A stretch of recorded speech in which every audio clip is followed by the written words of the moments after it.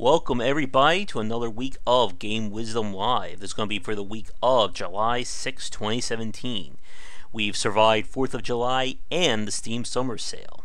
Joining me again is my co-host. He is the streamer as well as co-owner of Indie Voyage, Rob Leach. Hello. Hi Rob, it's great to talk to you again. How are you doing? I am doing very well, and yeah, it is always great to talk to you. You as well. I know last time we talked about that you are planning on moving next month. So how is the moving preparations going? They are moving along. It is August 1st. I'm supposed to arrive back in Los Angeles after 2.5 years in Oregon. Nice. I know you are excited. I know you're talking. The whole family's excited. I know it's definitely interesting about making that big move. So, or do you have has the feeling like settled in yet, or hasn't hit you yet that you're going to be moving back? Oh, I mean, certainly we're all excited, and so we're very much looking forward to it. The thing that has not sunk in is all the prep work that we're going to have to do in the next 3 weeks. Ah, yes. That is the fun part. Yeah, for me, I am still stuck here in New Jersey. It's still very, very hot. How's the weather for you? Actually, it's up and down. It's weird because in Oregon people say, "Oh no, it doesn't get cold here." Yeah, this last year it snowed for like 2 weeks, and it's been hitting 100 degrees the last week and a half. So, and with no air conditioning anywhere, it's not as fun as it could be. Yeah, I know the feeling. We did I did a live stream. I think it was last week with Nathan. He's an indie developer. He just released the game Missile Cards on iOS, and neither one of us had our air conditioning on because it makes too much noise while we were streaming. So for like 2 hours, we were just basically sweating it out for the entire conversation. Yeah, I do know how that is. I did a 4-hour stream a while ago, and it was on one of those 100-degree Oh days, God. and so I have to close the windows and everything. And I was suffering from dehydration after about 2.5 hours. Oh man. Kinds of fun. Oscar saying in chat, it's winter where he is. Well, lucky you. But Yeah. maybe when it's our winter, maybe it'll be somewhere for him. Yeah. Oh man, yeah. One of these days, if I ever have to stream or do a recording when it's like 95 or higher, I may just have to make the executive decision and just have the wind tunnel above me going. It'll be Yeah. like a nice little background sound for those Yeah. videos. A little white noise to Hmm. let people drift off a little bit. Of course. Speaking of which, I need white noise to sleep. I have a fan on in my room whenever I'm about to go sleep. I can't sleep without white noise. How about you? Yeah, I'm the same way. Oh my gosh. Yeah. Mhm. If I don't like, we just got a little fan Oh, to help yes. cool the room a little bit, and that helps. That was nice. That was nice. Nice purchase. Oh, yeah. I can't sleep when it's hot. Like, I need to have a fan on. I don't care if it's winter time. That fan stays on whether it's 90 degrees out or if it's like 20 degrees. I need that noise or I just Yeah. can't sleep. Yeah. No, I'm there with you. Oh, Oscar saying summer sale is kind of awkward for you. Oh, yeah, if it's winter for you and it's somewhere here. It's always Yeah. It's funny when we have that.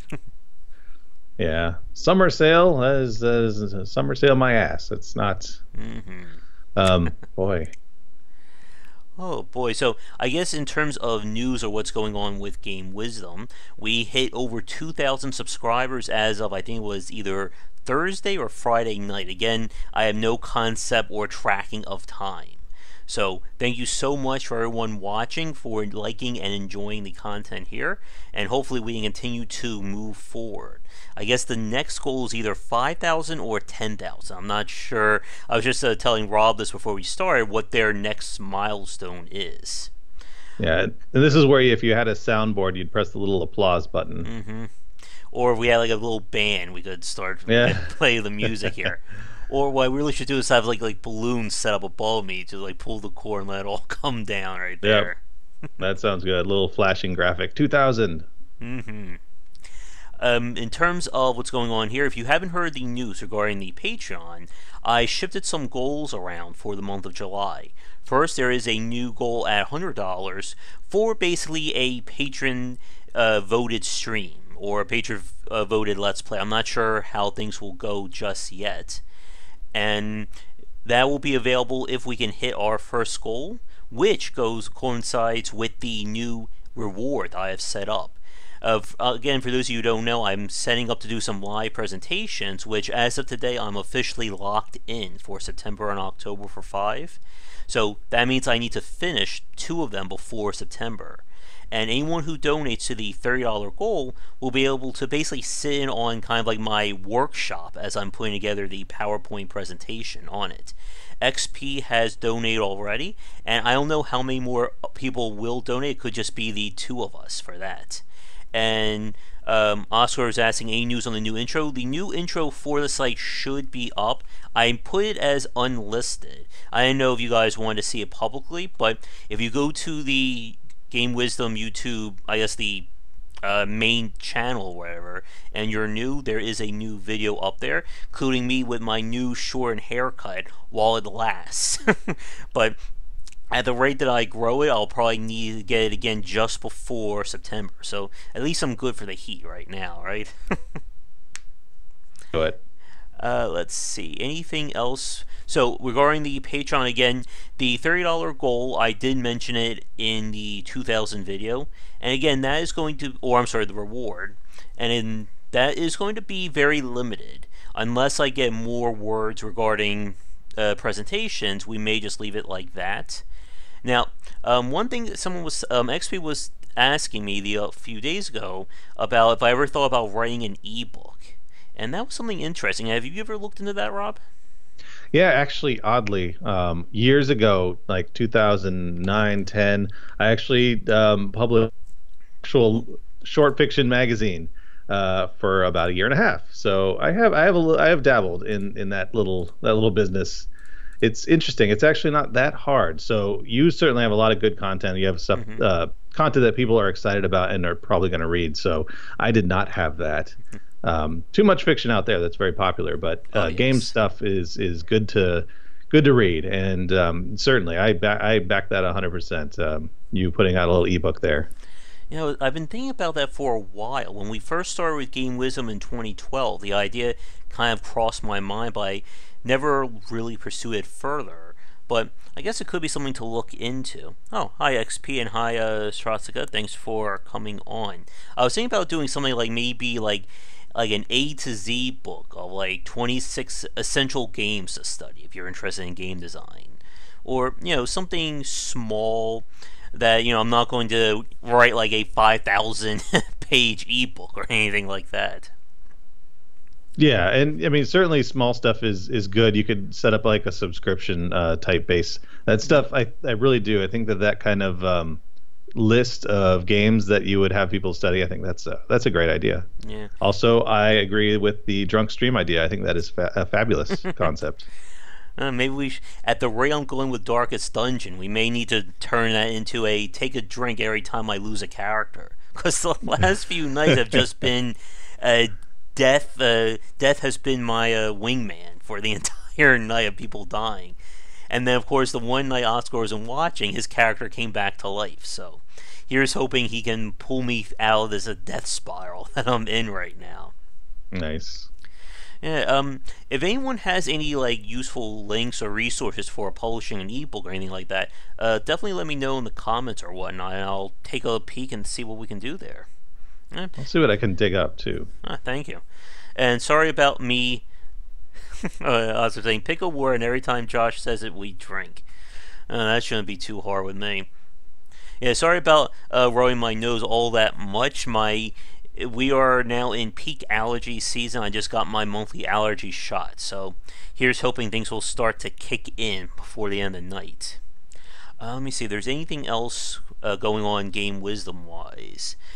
There's going to be a podcast tomorrow, and I would like to tell you which one it is, but I don't remember what is set up in terms of the order. But I do have 2 podcasts I'm going to be doing next week. One is with, he runs, I think, either a publishing or a PR company relating to indie developers. I'm going to be talking to him. I'm also going to be talking to, let me grab her name. She works at, I think, Phoenix Online. Have you heard of that one? I will have to look that up. Phoenix Online. I'll check it out. Phoenix Online Studios. They've done a lot of adventure games. I then want to be talking to, her name is Katie. I think she's either one of the big people there or one of the founders. We're going to be talking about kind of like the idea of fan-made games as well as the company itself. So that's going to be interesting because I don't have a lot of experience with the ideas of making those fan-made games, other than, of course, what we hear, when Nintendo decides to take one down or something like that. Yeah, yeah. No, this looks like a cool company. I like it.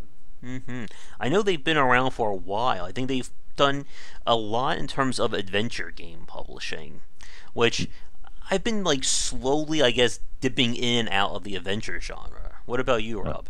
Oh gosh, I played those my entire life. Basically, oh gosh, started with text adventures because I'm old. Moved up to the Sierra games, the LucasArts games, and Myst basically was the one that kind of cut everybody off. That was the weird like stopping point for some reason with adventure games, and then it's been making a resurgence over these last 10, 15 years. So I am excited about that genre. I'm a big fan. Did you have a chance to play Thimbleweed Park yet? I have it. I have played it. It's certainly that is one that I've been looking forward to. That one, and then there's a bunch of others that I have that I just haven't gotten into. A lot of the Telltale stuff, certainly I've liked what they've done with it, although their games tend to get repetitive, in my opinion. And I would agree with that. I've kind of fallen out of the Telltale series since the last one that I played all the way through to completion was A Wolf Among Us. That was the last one I really enjoyed. And then I just haven't had the energy or muster up to get through it. Oscar's saying in chat, apparently the Castlevania anime is going to be on Netflix tomorrow. Ooh. And apparently there's also be an Assassin's Creed anime. And in all honesty, I don't know if he's joking or not, if there really is one. Well, I remember in the business that I've been in, I went to a gaming conference, and by gaming I mean gambling, and I've seen slot machines with some of these things, like Konami's into slot machines and that kind of thing. So you get to see weird video game themed slot machines that you would never expect because people who play video games don't generally cross over into slot machines. That's a rare. I mean, I do it, but that's rare. That's just because I grew up that way. Yeah, and apparently Oscar is right. There is an Assassin's Creed anime in the works. I think everything's going to be getting an anime tie-in at this rate. Although the Castlevania series has certainly been in a very interesting place over the last few years. Like, we haven't really seen too much out of Castlevania, at least in terms of popularity. Yeah, certainly that series I stopped playing with Symphony of the Night, again dating myself, but that is one of those series that I will dip into a little bit and still be kind of inspired by it. I like what they do with it.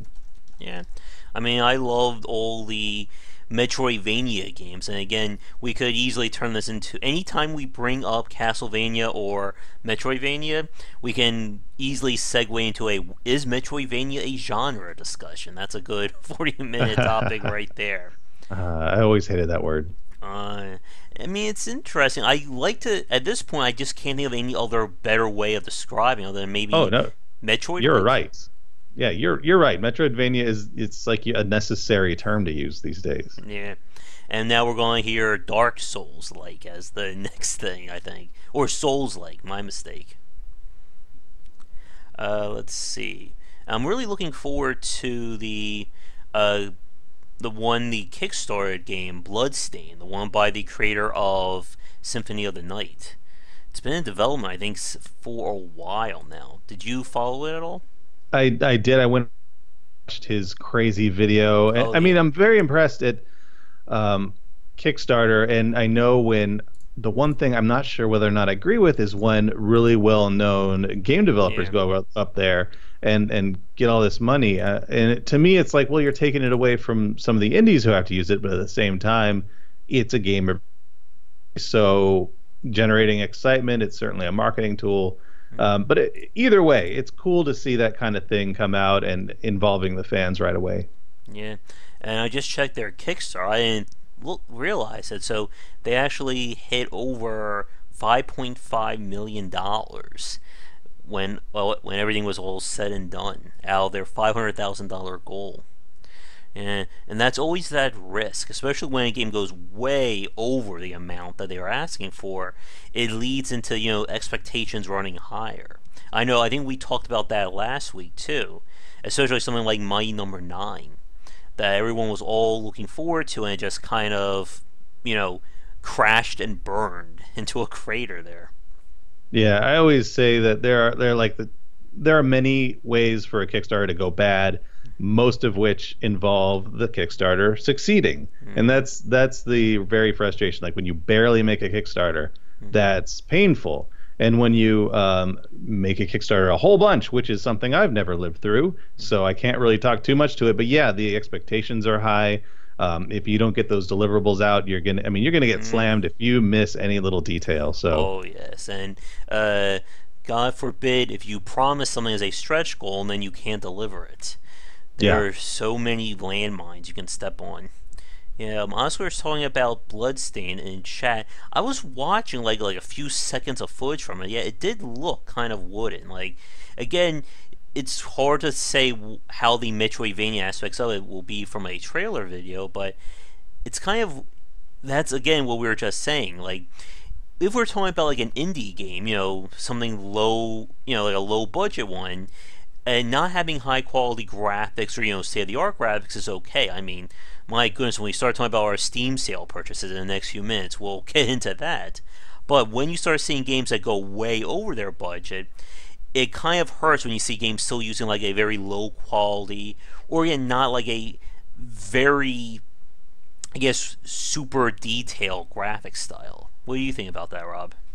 Yeah, it's one of those weird things, and actually, I think the expectations for great graphics are starting to go all the way into indie because Mm-hmm. even with the lowering costs of indie games, people don't have patience perfect because at any price point, you can find an amazing looking game with great sound and everything. And so you have that comparison now. If you sell a game for $1, you're going up against some really crazy person who's selling a great game for $1. It's a kind of a no-win situation these days, but really, most people who play indies and call themselves indie gamers will have that looser expectation, I think, Yeah. and a more willingness to see a game for its core as opposed to the external stuff. Mm-hmm. Yeah, and I mean, especially when we look at some of the variety in the independent space these days of, again, those great titles that you really don't see anywhere else. Stuff like Stardew Valley and what we mentioned last week about Undertale.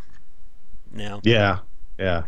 hmm and speaking of which, about like the independent side of things, did you hear the news regarding the Five Nights at Freddy's developer? I definitely heard something about him. I'd forgotten all about it. You'll have to remind me. Sure. Apparently, he made an announcement this week. Let me pull up where I saw it on Gamma Sutra. That he was originally working on Five Nights at Freddy's. I want to say six. Again, I've only played one of those, so I don't know all of them off the top of my head. But it was revealed that he has decided to stop working on it. And let me see. Now, of course, it's off the front page, and now it's disappeared into the ether. I think we talked about it with indie games last week too. Where are you? There it is. He is stepping back from the horror franchise. He kind of felt like he was being overworked, or it was just basically being.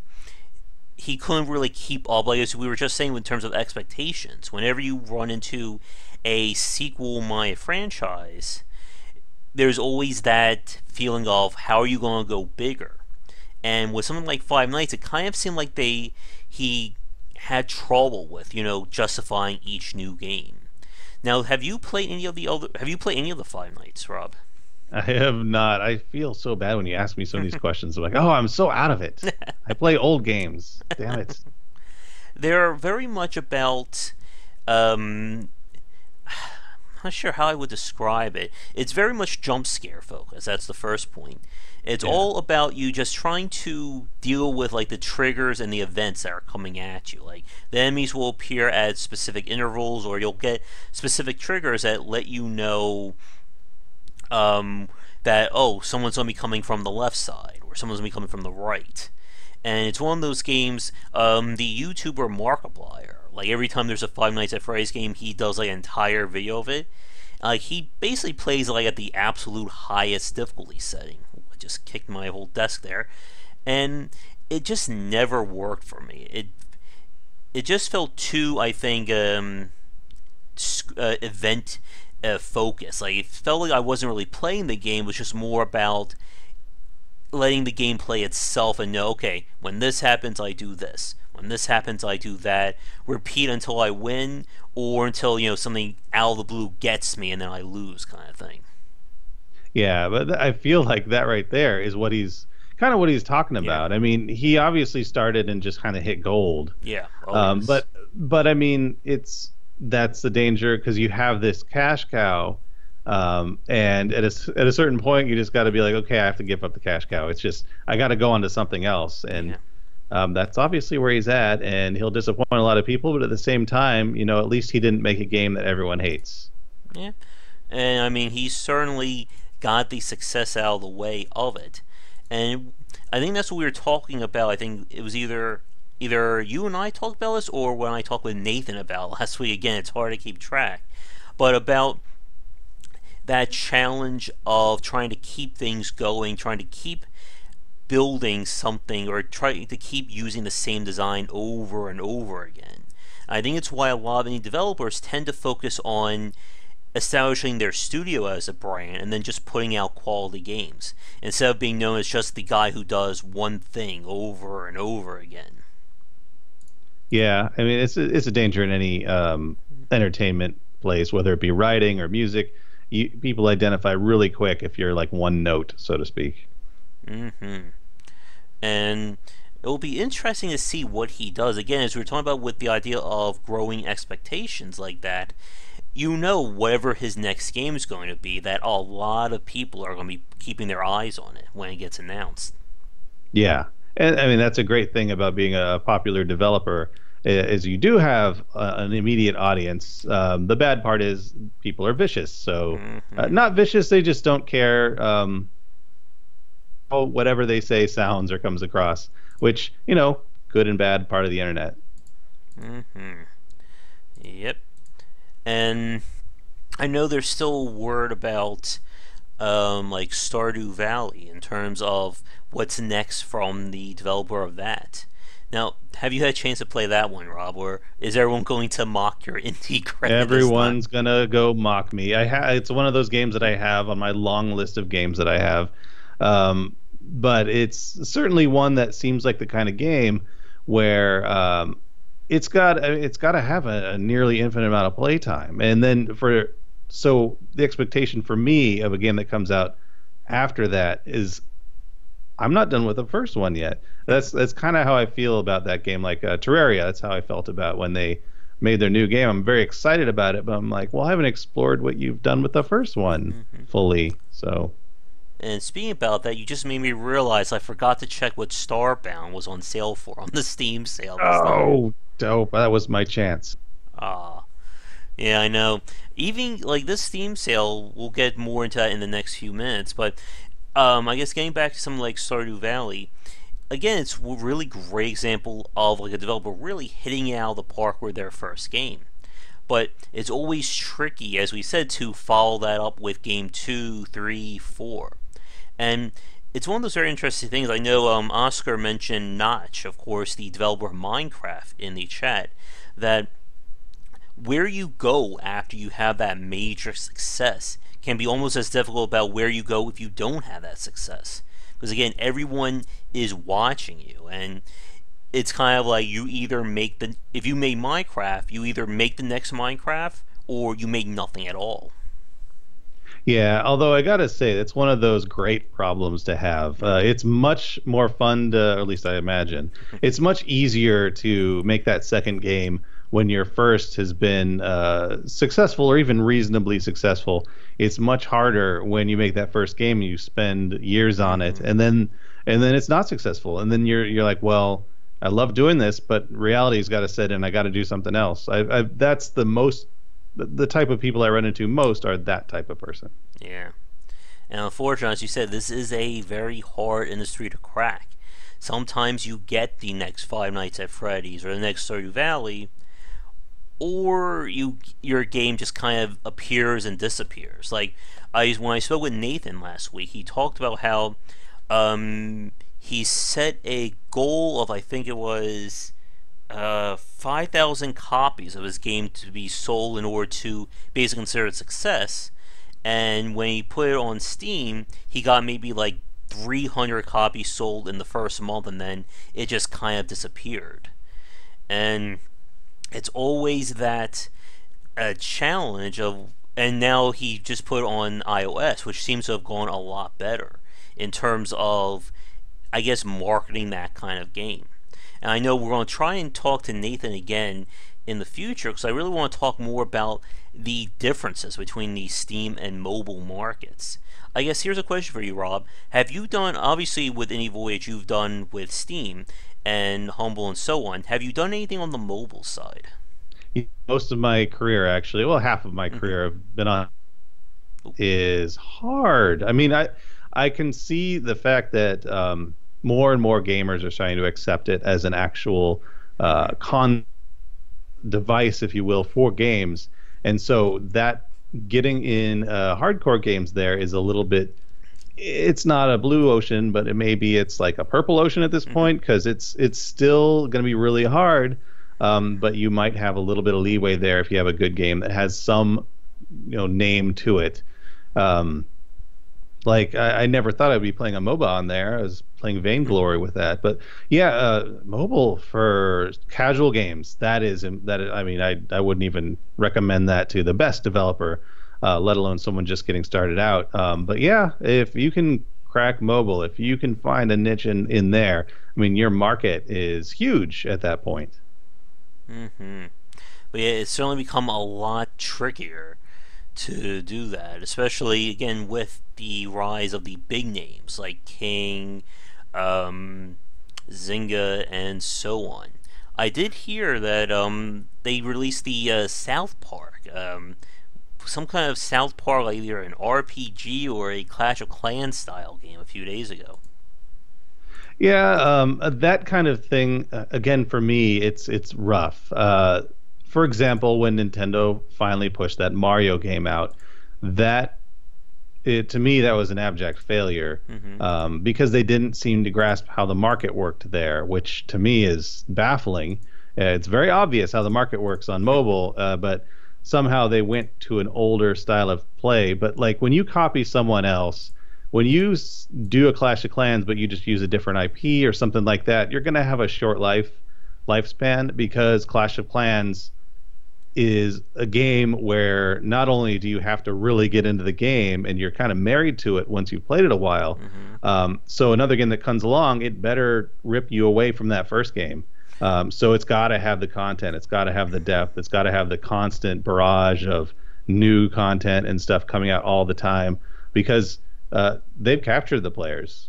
You have to then go in and grab them yourself.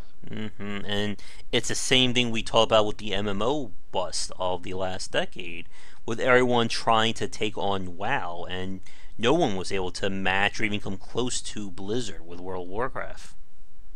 Yeah, and it's the exact same thing. I mean, when every one of the players and fans of that genre is in one particular game, that game eats up all their time. And certainly there's going to be people who want to play other games, and a lot of other games did okay, but no one can match that. It's really hard to grab the audience once their attention is somewhere else, and the company isn't forcing them away. They're not doing things that are terrible and kicking people out of their game, basically. Yeah, definitely. And what was the point I was about to say? Oh yeah, speaking about MMOs, I know the Secret World just did its big relaunch, I think a few days ago. Have you heard anything about that?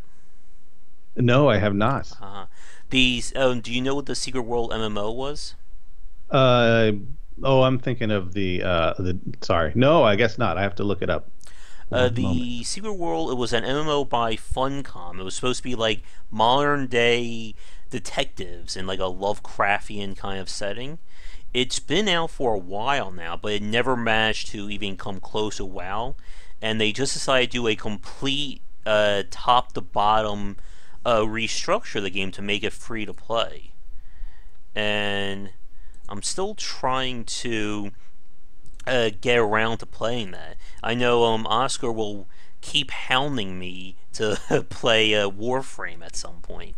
It's all on that list. Let's see what's going on with the Secret World right now on Steam. I mean, I should have gotten into it considering my love of the whole Lovecraftian genre, considering I've been playing Darkest Dungeon. Let's see. Is it even available anymore? I see the Ultimate Edition on Steam, but it's not selecting it. I wonder if it's even possible to buy anymore. I think they may have. It may just be a holdover from the change. Yeah. Oh wait, is this it? Secret World Legends? Okay, here it is. So the game is being rebranded into Secret World Legends, and that is it. Is this it? Or am I? Yeah. I hope I'm on that page now. Yeah. It's going to be interesting to see. Oh, yeah, Oscar is right there. So look for Secret World Legends, and that's so they're trying to go with a rebrand to tell people that it is a new game. So I believe it's available if you played or you subscribed to the Secret World before. I think you're able to get into Secret World Legends right now, but the game is not out yet. Speaking of which, did I ever buy the Secret World? Again, I've bought so many games I don't even remember anymore where they all came from. You know what's very sad was I bought a game on the Steam sale, and then like 3 days later I was looking at my Steam list going, wait, where the hell did that game come from? Like, oh wait, I just bought that 3 days ago. Yeah. What happened? No, I know what that is. I just literally hit 400, and I'm still at 400, but I just hit it like a few weeks ago. 400 games on Steam? 400 games on Steam. Oh, you are so far behind me right now. Yeah, I can only imagine. Like, I feel like 95% of the people I look at, I'm beating them, and then I look at a couple of my friends. I'm like, how do you do this? How do you do this? And I mean, you obviously have a reason for it, and you can actually get around to these things. But man, I am I'm a little jealous, actually. I gotta say. And, at some point, though, maybe if the world, maybe we do have a Lovecraftian incident, maybe I'll have a time to actually play all of them. But yeah, and I got a few press keys. For those of you watching, I put up a first look at the game Original Journey and Antihero earlier this week. I know we talked about Antihero last week. Original Journey is kind of interesting. It's all done in like a pencil art style. Very much a action game with like slight roguelike elements to it, and hopefully things will get going. I know that game, I think it was pushed back to August, but let me check our time here. We've been going for about 35 minutes, so let's get to the hits on our wallets, what games we've actually played or bought from the summer sale. So I guess what did you end up getting, Rob? Well, I gotta say, I went the horrible route of buying 2 games before the summer sale. Oh no! And they weren't even on sale. Actually, one was on sale, but they were still way more than I was just stupid. I knew when the summer sale was coming out, and I bought a couple games right before. And after I bought, I'm like, what was I thinking? What was I thinking there? But yeah, that's what happens. You just slap your head and say, well, I guess next time. Mm-hmm. So, what games did you end up getting? I got Ziggurats, and oh gosh, what was the other one? Here, let's just see recent. Wait, we can see recent purchases. I keep forgetting that there's Necropolis. Ziggurat Necropolis. Have you had a chance to play Necropolis yet? Sorry, yeah, I did. Boy, that's a hard game. At least it was for me. I haven't been able to get out of the very beginning part, but then again, I think I've spent the trying to just really get the controls. That's been tough for me. It's a little bit more clunky than I was expecting. Not to say that it's not a good scheme and everything. It was just not as quick, not as responsive as I was expecting. Yeah. And it didn't really grab me when I played it either. Like, it just felt like it was like a step down from something more action dependent, like Dark Souls, or even something that like a pure action game, and it just never clicked with me when I played it. Yeah, it felt like a slow motion Zelda to Mm-hmm. me. Yeah. Where do you go to see new purchases on Steam? I always forget that. Well, I usually just go to recent, and it'll show you games that you've recently installed as well as games you've recently played. So that's usually where I just default to doing and buying. Mm-hmm. Yeah, and like for me, like with that game, again, it's always that challenge of getting the feel of the action right. And my goodness, that's a entire podcast in and of itself to talk about. Yeah. Let me see. Anything else that you had a chance to play? Well, again, I've been focusing on a couple of other things. Mm-hmm. I've been playing Vainglory on my mobile phone. I've been enjoying that because it's like a easy to pick up MOBA. I don't know if I've actually mentioned that here. I've mentioned it to everyone I talk to about it. It's like, oh, I can grasp this MOBA. I actually know how to do stuff. And I hope that allows me to step into Dota and LOL a little bit better. Um, let's see. And of course, I've been playing my usual Roller Coaster Tycoon, Titan Quest, and Planet Coaster. So I'm out of the general view of everything else because those games are a little bit too all Mm-hmm. encompassing for me at the moment. Let's see. For me, I've bought quite a few games. I think I ended up with spending maybe $30 total for the Steam sale. That's enough, yeah. Yeah, a few of them I had to return because they were just either not working or not doing it for me. I played this game called Domina, which is like a gladiatorial simulator game where you run like a gladiator school and you're trying to rise up in ranking while keeping your people alive. That's cool. Yeah, the setting was really great, but it felt like one of those games that the complexity was more on what's going on underneath the surface, and a lot was just me sitting around clicking stuff. Yeah, I hate when a game just in its concept just makes you so inspired and then you play it and you're like, oh, this is not what I was expecting at all. That I got that in those game business simulation games. Every single one of them just disappoints me immediately. Mm-hmm. Looks like Demonic Peakman asks, have you played Breath of the Wild yet? I have not. Breath of the Wild. Let me look at that one up. Zelda, not Oh, sorry. No, I have not. I have not played Breath of the Wild. As you can tell, my knowledge of, well, as you may have heard, my knowledge of console games is Mm-hmm. far behind my knowledge of PC games, and my knowledge of PC games in terms of what's out there is already lacking. So I'm constantly looking for new information on stuff, generally just recommendations and that kind of thing, so I can check them out and play them and then learn about them. But usually, since I just can't keep up on all that stuff, I really do depend on folks like you guys Mm-hmm. and Mr. Bicer here. Mm-hmm. I have my friends from the forum I visit just to give me the heads up about any new games, and also one of the best things is because I have so many people on my friends list. Whenever I see someone buy or play something new on activities, I go, is that something for me to check out? And that's how I found a lot of these games to buy. But yeah, Domina didn't work for me. Let's see. I played this game, or I tried to play this game called Pizza Connection. I don't know if you've heard that one. It's from a long time ago. I mean, it sounds awesome. It's a I don't know. game where you're supposed to run a pizza shop and try to build the best damn pizza shop empire, I guess, in the world. That's cool. I Yeah, mean, that's. Oh yeah, yeah. I recognize this game. It's just been a while since I've even seen it. yeah.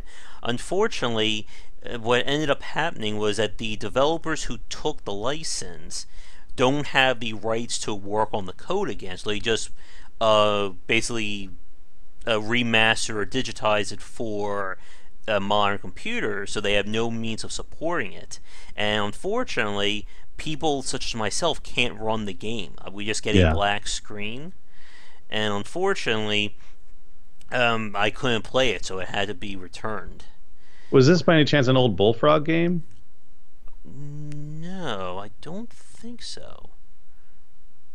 Let me see. I'm pretty sure it wasn't. I know there's two out right now, and then there's one that's actually coming out in 2018. Yeah, the one that the original says it came out in '94. Mm-hmm. So that's why, and its look, the text it uses reminds me of Theme Park a little bit. Mm-hmm. Yeah, number 2 was released in 2001. But yeah, I just couldn't get it to work, so I had to throw it back. Let's see. I did pick up, here's one that some of you may remember that I talked about. The game Zumbinis. Now that's going way back. I don't know if you've ever even heard of that one, Rob. No, I have not. No. That is an edutainment game from way back in the 90s. I consider it one of the best examples of edutainment. It really felt like the precursor to like Professor Layton, or even some the stuff like Artifex Mundi does with their like adventure slash hidden object slash logic games. And I think I will probably turn that into a Dissecting Design at some point. But Yeah. really interesting title. I saw another game from my past. I'm gonna mention Mavis Beacon Teaches Typing. I hope I you've do know heard that of one. that Yes, I've heard of that one. I have. Oh boy. Now that is one that I have not played, or I did not buy. I played that way back in the day when I first learned how to type. But the real game that taught me the awesome ability of using a keyboard was the Typing of the Dead, which I think that was the better tutorial for learning how to type. Yeah, yeah, and I like how games have been inspired by that kind of designed to teach language. I've seen one that teaches Japanese with that same kind of feel to it. Mm-hmm. Here's a question from chat. Marvin asks, any thought on the Battle Royale type games? So stuff like, I'm pretty sure we brought up that King of the Hill game a few weeks ago. I think we both talked about that one. But of course there's PlayerUnknown Battlegrounds. What do you think about that genre, Rob? Now the only thing I know about that is the videos I've been watching on YouTube, and it's just if it's not one of these, I can never remember the name of it, but just you can create these giant armies to just fight each other. That's what I imagine when you discuss this kind of thing. You can just create like an army of chickens and have them fight Chuck Norris. I think you may be thinking of the wrong game. I know the one you're talking about, that arena battle. I think we're talking about games like PlayerUnknown's Battlegrounds, King of the Hill, that H1Z1 game, something like that. Oh, okay. Yeah. That gotcha. Those kind of games specifically have never, caught my attention really. In terms of like Battlegrounds in general, and things like just any kind of first or third person shooter game that's multiplayer. Those games in particular, for whatever reason it is, have just not grabbed me, and so I never went down that path of that genre. Yeah, me neither. My friends were hounding me to pick up PlayerUnknown's game over the Steam sale, and I just have no desire to play a game like that. Like, multiplayer-driven games, or competitive multiplayer-driven games, have always been way too stressful for me. I still have nightmares of trying to play Counter-Strike with my friends back in the day, and of course something like League of Legends. Yeah, my first foray into that was GoldenEye. That's again dating myself. Yeah. Let's see. The game we were talking about, I think that was Ultimate Epic Battle Simulator. I think, was that the one that you were talking about, Rob? That's the one. Oh my god, it's so fun watching that on YouTube, because basically it's the same as playing it.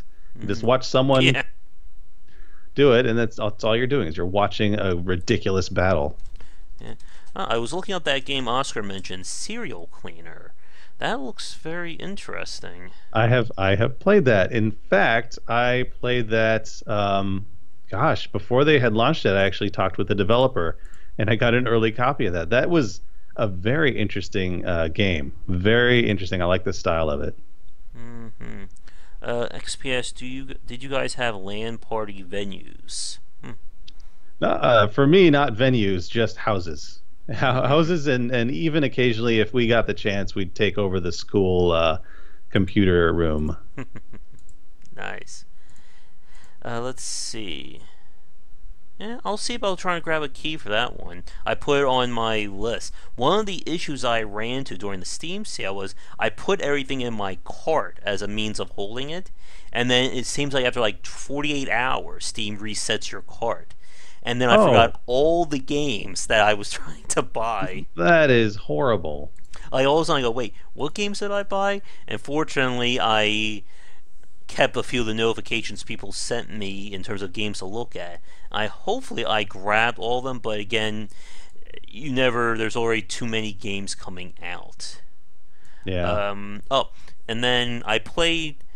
Where was that? Oh, a friend of mine suggested this game called. I'm sure. I'm sure you probably haven't heard of this one, Rob, because I never heard of it either. Mac to Mactabalis. Have you heard of that one by any chance? I just heard about it. See it on Steam. It's actually very cheap. It's affordable. Mm-hmm. Interesting. That is interesting. Yeah, it's a Okay. shooter with RPG elements. You buy new Very ships. colorful. Man, I've only had a chance to play like 2 minutes of it, so I haven't really didn't get a chance to really get into it. But it's one of those games that came out before. Let's see, 2011. It didn't have like gamepad functionality already built into it, so it's one of those weird games where it says press button 4 to use your gun. I'm like, which one's button 4 on the game on my Xbox controller? That's funny.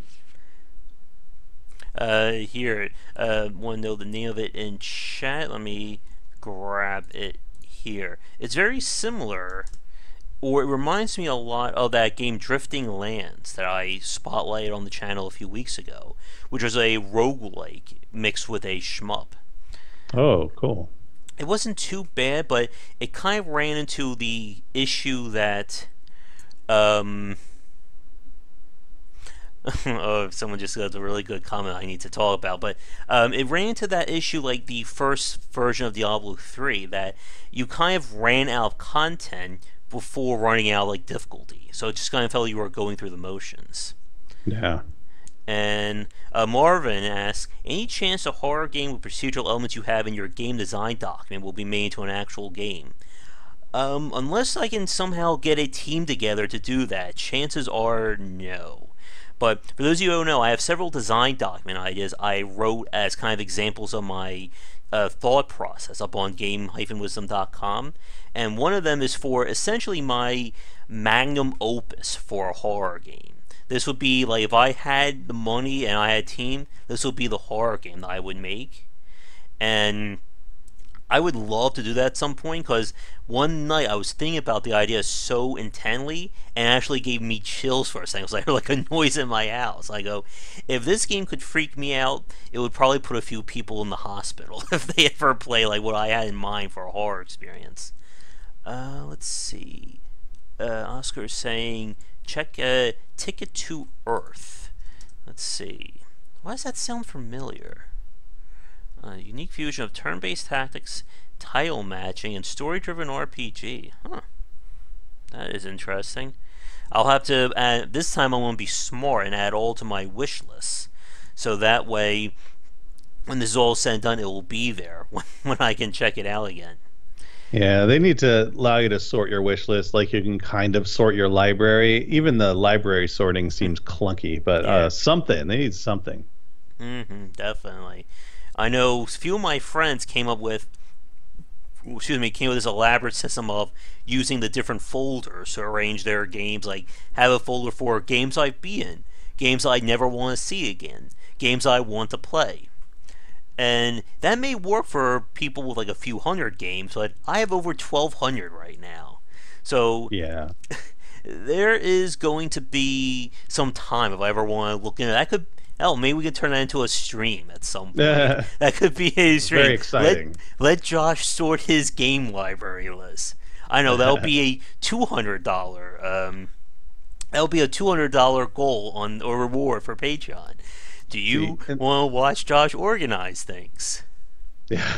The problem I've always had with that, because I did it. I mean, I tried doing it, and like you say, even me with 400 games, at about 300, I stopped trying because yeah, Mm-hmm. it's a lot of work for no payoff at all. And Mm-hmm. then of course you run into the like age-old problem of, is this an action game or is this a horror game or is this a fantasy game? Like you don't even try. Like I do have a folder called "Done with It," games I never want to see again. Maybe I need to do that at some point, but I'm always one of those guys. I even go back to old games that I've beaten just to experience them again.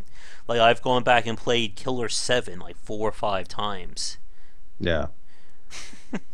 Zeblark says sorting things is fun though. I am definitely not the organized type. I am the chaos person. I just leave everything and then I know where that is. It's behind the bed. Underneath the chair. That's where it stays. We don't need to put that away. It is a way. It's away in some place. Yeah. And then the last thing that I bought was basically like a final spree of, I guess this is perfect, coming full circle, Metroidvania style games that some of my friends were suggesting. So I played this game called Castle of Darkness, and I did not like it.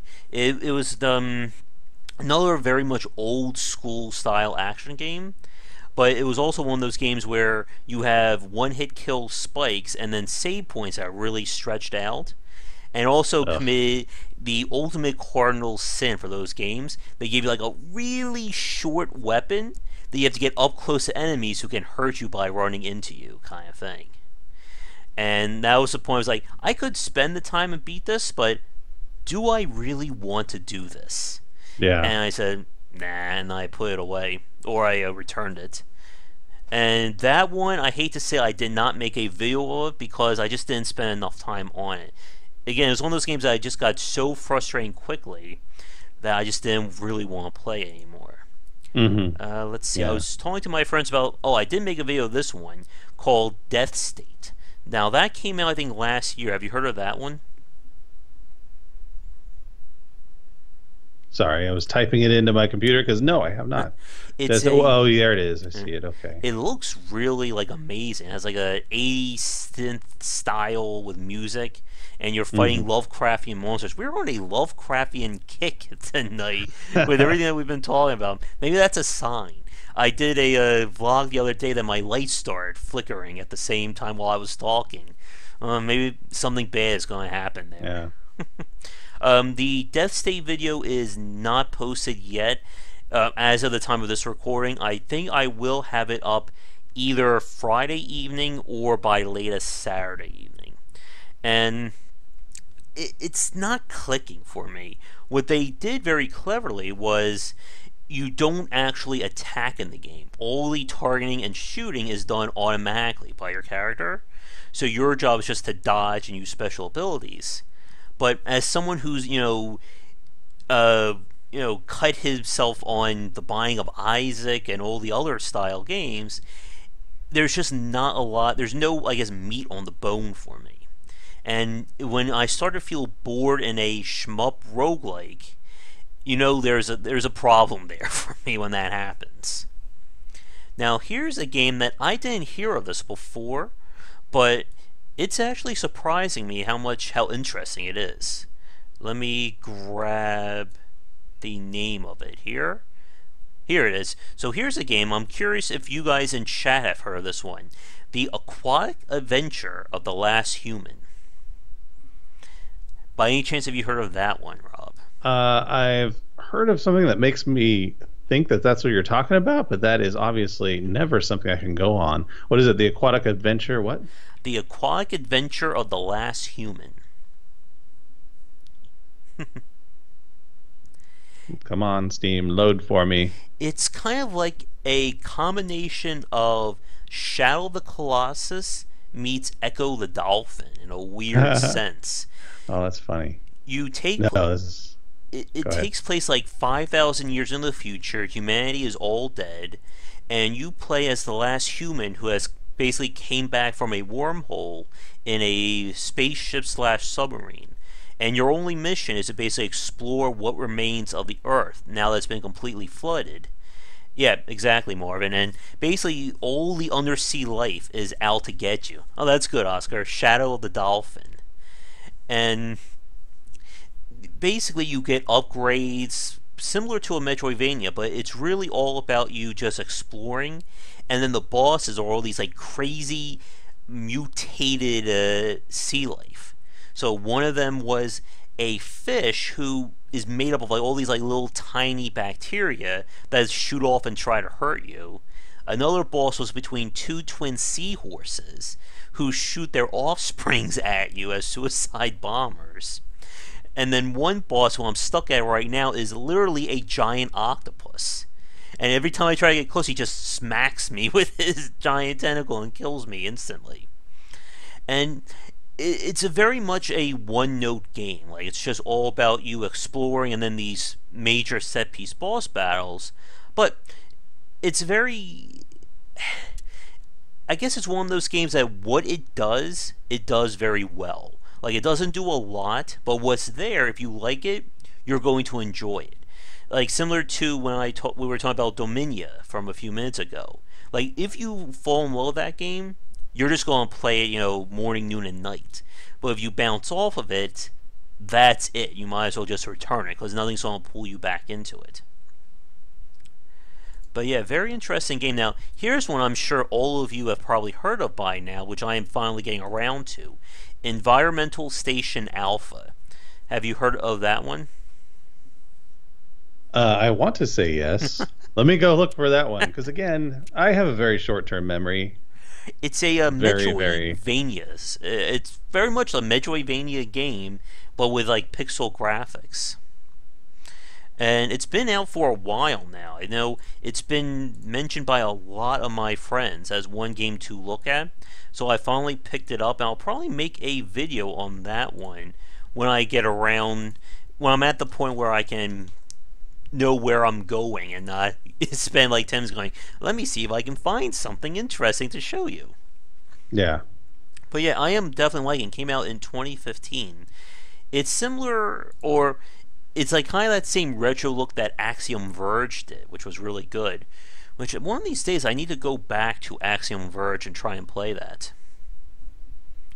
Let me see. It does look interesting. I will say a lot of times the roguelike platformers tend to not grab me. I think it's just one of those things, well, yes, it's retro, but at the same time, I kind of been there and done that already. There is one, and I just have to remind myself of the name, that I really did enjoy for a while.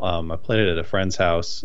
His kid had it, and I sat down and played it for like 2 hours. I'm trying to just remember what it was called. But it was very similar in look, and it was a science fiction roguelike. Boy, there's Serial Cleaner. I have that in my thingamabobber. I just added it to my little wish list too. Oh. Yeah, I mean, again, I got that's one of those weird times where I just happened to have gotten it randomly. I don't know if I ever would have heard of it otherwise. Marvin's mentioning Dead Cells. Yeah, I'm really enjoying Dead Cells. I'm just at the point where if I play it too much, I will burn out on it completely. So I'm trying to hold back and wait for it to go to 1.0, which I believe it should be by the end of 2017. But if you haven't heard of that game yet, definitely take a look at it if you like the Metroidvania style roguelike games. Yeah, the one, by the way, I was thinking of, not necessarily Metroidvania, Risk of Rain. Oh, yes, I played that one. I liked that one, but the only problem was when I played it, it had no internal browser or matchmaking system. So the only way I could play with my friends, we had to do like IP lookups and connect directly like that. That's a truly retro game. Oh, yes. And I know Oscar mentioned this a few minutes ago, but Overlord is a really great game if you haven't played it yet, Demonic. And considering your name is Demonic Peakman, I think it will be right up your alley. Although we spoke about that last time. Should have played it since then. Although don't play the third one, Overlord, the ARPG one that shall not be named anymore. and oh man, I picked up two final games from the sale. I know I just made a video about one of them. Dungeon. Oh yeah, I picked up, I should say, tower defense game. Wow, my mouth is starting to die on me. Dungeon Warfare, which is basically a very challenging tower defense game, and very interesting one as well. Let me see any good controversial games you guys know about. I have not heard of anything. Oh, I'm sure there's plenty of controversial games out there, but I haven't heard any like great ones that have controversy. What about you, Rob? I'm trying to just scrape my mind. I mean, certainly I can think of a few whose names never come to me. So I mean, it's one of those things where I'd have to think about it, and I'd find out about it 4 hours from now and be like, oh, yeah, that's the one. But like, certainly I can think of a few that came out a year or two ago, and those are the ones, like, I mean, going way back. And again, the cart is one of those I feel was a little bit different. I don't know if you'd call that, controversial, but certainly there's a few out there that I feel like are kind of edgy and a little bit, certainly I've been able to play a few that people have recommended well, not recommended to me, but people wanted to have published. I've played a few of those and been very like, oh, I'm not sure this is a good enough game to be that edgy, and that's where I kind of draw the line. But that's usually where I get to play that kind of stuff. Mm-hmm. 1 second. There you go. Yeah, I haven't played too many of those as well. The only one that I really know of is something like Hoonie Pop, which I've seen that game, but I really don't have the interest in playing it. And I have a friends list of people who they already send me enough words whenever I played Duke Nukem Forever. So I'm not sure if I want that to pop up anywhere on my Steam list. Yeah, the ones I'm looking at right now as I go down my list here, Papers, Please. I feel like that's a bit edgy, depending. I mean, it's very political, but it's also very relatively violent and just in your face. So I guess there's a lot of definitions for edgy. Mine tend to go in that a little bit crossing the line in terms of political or violent in a different kind of way. Games are violent in general, but there are things like, and why is the one escaping me that I've been wanting to play forever, where you basically have to make really, really, really difficult decisions. It's a pixel-based game, and they can end. You might have to kill somebody or that kind of thing. Is it Gods Among Us? That's it, Gods Among Us. Oh, yeah, man, that is that is one of those games. Like I said, this is either one of the best games I've ever played or one of the worst. It's such a unique game in terms of its design. If you ever get a chance to play that, Rob, I would love to hear what you think about it. Yeah, yep, go ahead. I should just buy it because that is one I just certainly I've been wanting and dying to play it for the longest time. Mm-hmm. Yeah, I just, like I said, like I played it and I just bounced off of it. But I know some people who love that game. Let's see. XP mentioned, of course, the famous game Night Trap, and speaking about like FMV style games, of course, I was playing The Infectious Madness of Dr. Decker, which I'm liking, and I spoke with the designers of it. I think I mentioned that last live stream, so that podcast should be going up at some point. Love to have them on for a live chat to talk about kind of the work they did and what went into making that game. And now I'm just going down the Steam list to see if there's any other games that I forgot. I know there was a big one. Oh, I saw Planet Coaster was on sale, but it was just not enough for me to bite the bullet on. I know you were enjoying that one too. Oh man, well, I mean that's my genre right there. I love like roller coaster, theme park, that kind of stuff. I just, I'll just throw the money at it. Because I spend all kinds of time, and that game is just so damn amazing. So, to me anyway, it's just one of those games. All right, and as a moment of just complete randomness, my cursor stopped on a game in my Steam list called Potato Man Seeks the Truth. I don't know where that game came from, but it's on my Steam list. What? Again, there are games on here that I will never get around to playing, and that I Yeah. don't even remember ever buying. And Yeah.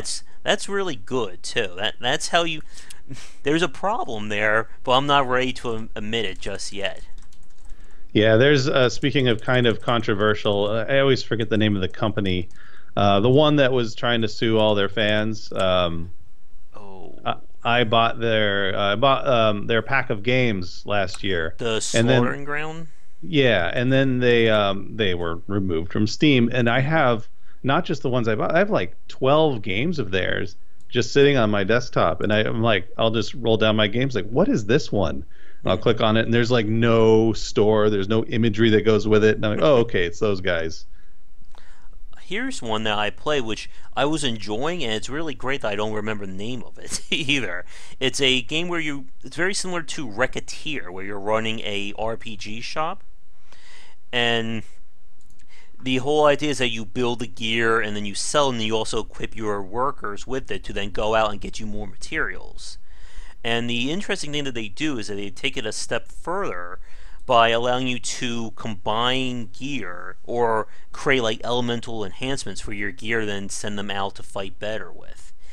And I've been scrolling down my list as I've been trying to say this, and I don't remember where That it is. that one's not Shop Heroes, is it? Because I know it's a similar game, but I don't think it's exactly as you describe it. No, I did play Shop here, so I think you recommended that to me a while ago. I played that for way too long. I really that's one of the few mobile games that I got into, free to play mobile games that I got Hmm. into and was part of a community for a long time.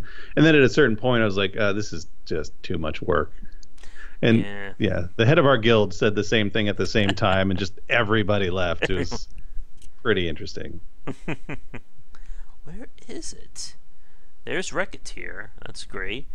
Oh man, I'm at the R's right now. Maybe I can find it here. Oh man, this is gonna drive me crazy. But what's worse is if it's not on this list, I don't know if I'll ever be able to find it again. I guess while I'm looking at this, have you played anything else, Rob, or any other interesting games while I'm still scrolling down? Well, last week I'd said I was getting into Path of Exile, and there was a point at which I just thought to myself, this game's never going to end.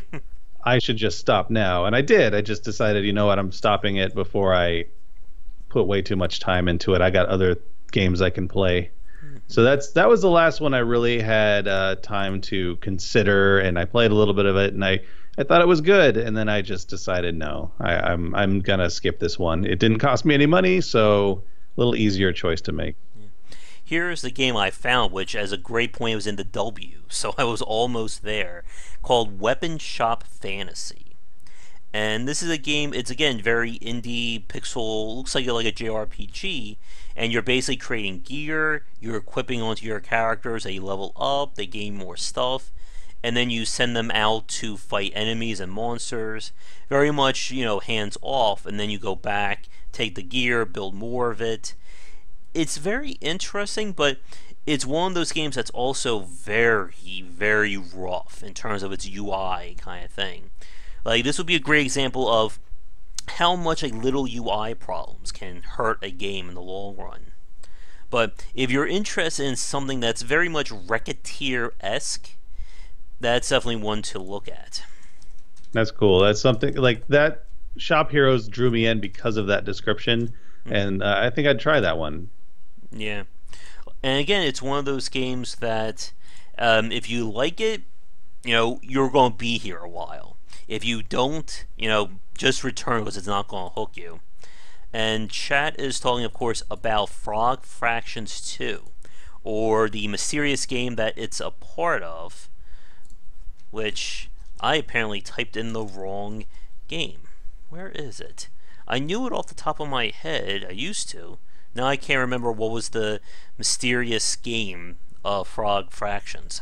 Do you know what that is, Rob? The game that Frog Fractions 2 was a part of? No, I have not. I have not heard about that one. Oh, that's a good story. Basically, do you know what Frog Fractions is? No, no, like all the way to anything named Frog or Fractions, I have not heard of except Frogger. Oh. Then the first Frog Fractions is a free game for a browser, and it's an experience that you have to, look at for the first time. Like, I don't want to tell you what it is, but yeah, if you just type in Frog Fractions into Google, you'll probably get it, and you can play it on your browser for like a few minutes and just see what happens in that game. And then the developer of it decided to release the second game. He did a Kickstarter for it, and he said that it will come out at some point, which I may or may not tell you when it's out. And Yeah. it was quote unquote released earlier this year as a part of another game. And yeah, it's one of those crazy marketing stunts kind of things that it apparently worked. Yeah. I know, I can't always use Google. I typed it in, and then all of a sudden it started playing loud music. So I gotta save that for another time. But that Yeah. reminds me, what was it Candy Box? God, I played that one. Candy Box and Candy Box 2. Those are other online games. It's crazy what people do with these online games. Like it looks like nothing, and then it continues to look like nothing, and then all of a sudden it explodes into some crazy game you never thought would come out of what you're playing.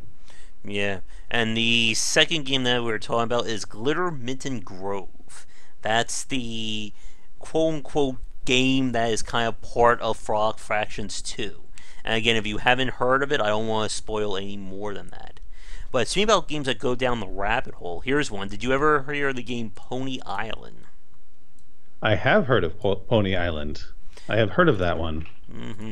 That's another crazy one that it kind of starts out very simple, and then it gets very weird as you get further into it. Let's see, someone just said in chat something called There Is No Game. There is no game. Again, there's so many games on Steam now, it's just hard to keep track of that. I'm a big fan of stuff that's just crazy and crazy out there. Anyone like any games like that has come my way, I'm just yes, I'll take a look. There are several, of course, that I haven't taken a look at, but gosh, the one that comes to mind that I saw at a Indiecade, gosh, it was 2 years ago, I think, maybe three. I can't remember the Nidhogg.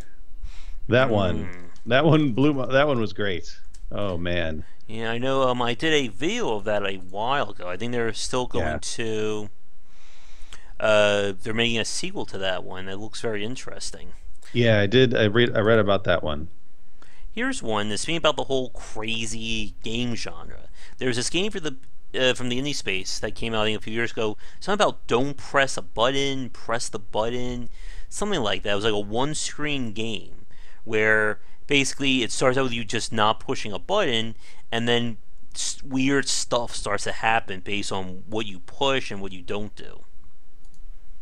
And I can't remember. It has like that same kind of pixel graphic style, like something like Papers, Please.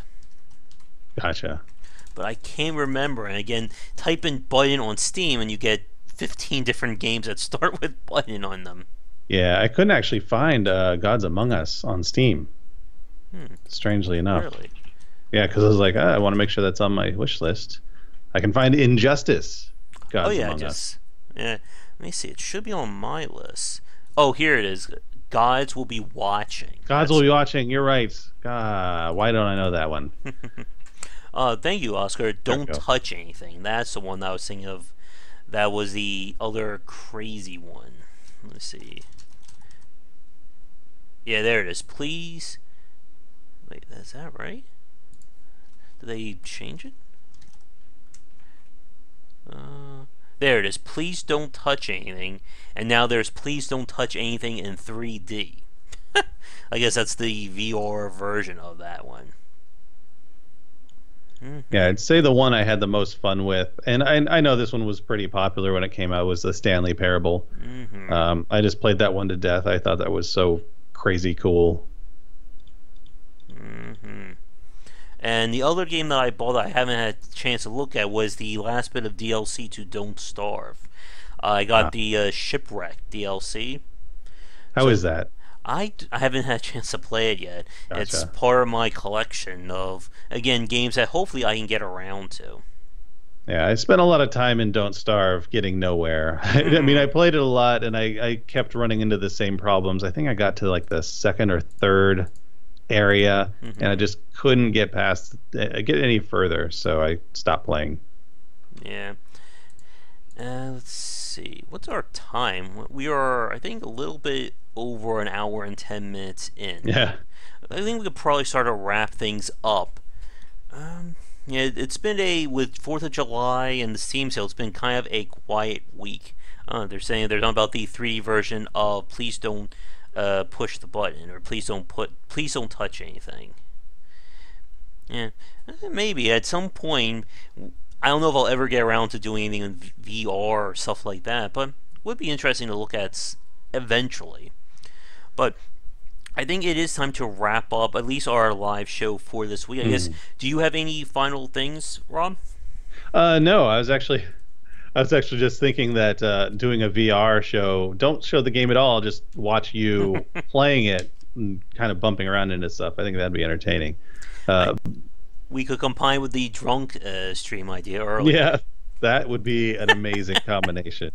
That would be A amazing. drunk VR stream. There we go. Yeah, I think in my area, and I would certainly get advice from you. I am really taking a hard look at my how I'm going to be streaming, and I'm going to be streaming less, but more hours on those days, and trying really hard to make it a good experience overall. I got really sloppy recently, and I played some music I shouldn't have, and then of course they flagged me, and I was like, okay, I'll take it off. And I just had to get back to finding Creative Commons music that's good and that kind of stuff. But Yeah. certainly trying to put a week's worth of work into a couple of days of streaming, and that's where I'm at because I am getting back into the day job scenario. So Mm, eh. I know I did my temp job a few weeks ago, and right now I don't know what the future may hold. Again, September, October are going to be busy, but until then, who knows what's going to happen.